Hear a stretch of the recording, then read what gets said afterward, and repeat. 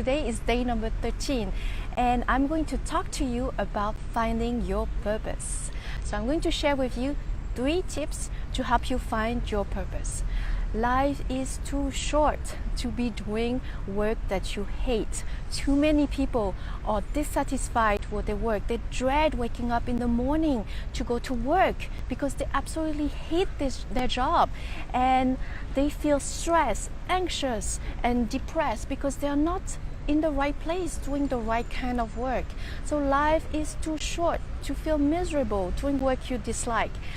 And I am inviting you today to reflect on your purpose. If you feel dissatisfied with your work because you're not doing the right kind of work, take a step back to reflect on what your purpose is. Because when you shift that and you find your purpose and you do what you're here to do, then your whole life changes.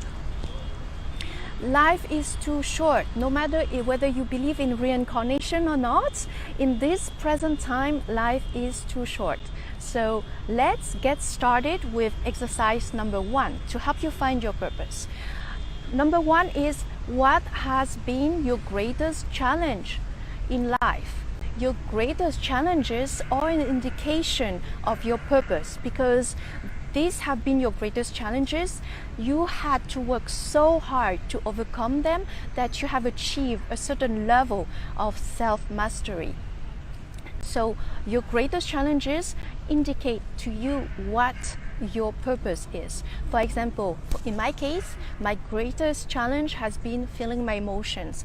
As a result of an abuse that I suffered when I was a child, I repressed my emotions, so I couldn't feel my emotions. I intellectually understood what I was supposed to feel in certain moments, but I couldn't feel my emotions, and I built layers around my heart in order to protect myself. But as you can imagine, when you have layers of protection and you cannot feel your emotions, you are disconnected from a part of you, and it creates problems in relationship. So I was determined to overcome this, and as a result of this, I learned how the mind works, how emotions work, and I release a lot of those heavy emotions, anger, sadness, grief, guilt, in order to feel more myself. And I am now able to use what I've learned to help others, hold space for them without being overwhelmed by other people's emotion, and at the same time guide them in releasing their own negative emotions so that they can feel freer inside. And that would not have been possible had I not gone through this for myself first. So your greatest challenges are an indication of your purpose. Number 2, what did you enjoy doing when you were a kid, especially before age 7? Because after age 7, we started taking on the beliefs and the conditioning of the people around us. But before age 7, that's when we were the most ourselves. So what did you enjoy doing before age 7 when you were a kid? So for me, what I enjoyed doing was creating stories. I remember watching superhero movies with my brother, and we even role played those movies. And I had a great imagination as a kid. I made stories in order to make myself feel a certain way. Like, for example, when I felt bored, I created stories to entertain myself. When I felt anxious, I created stories to make myself feel safe. For example, when I remember one time, or maybe it happened several times, but at least one time, I came home with my brother. We were very small.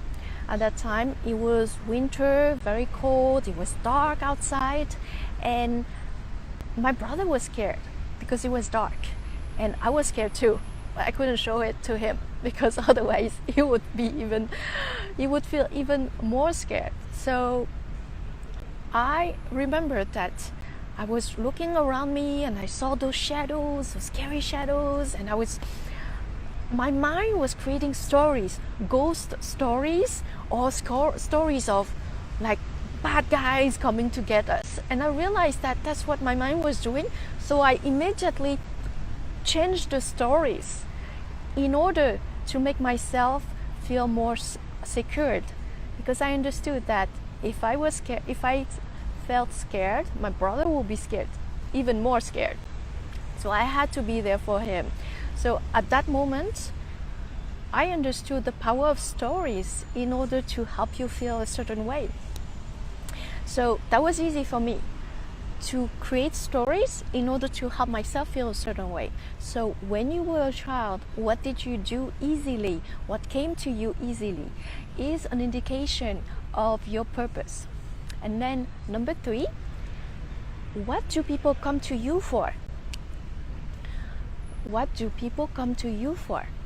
For me, it is advice. People come to me and they sometimes share very personal information and stories about themselves that they don't share with anyone else. And that's because they feel safe with me. And I listen to them, I hold space for them so that they can truly be themselves. That's what people come to me for. So what people come to you for naturally is an indication of your purpose. So to recap, number 1, what has been your greatest challenge in life? Number 2, what did you enjoy doing as a kid?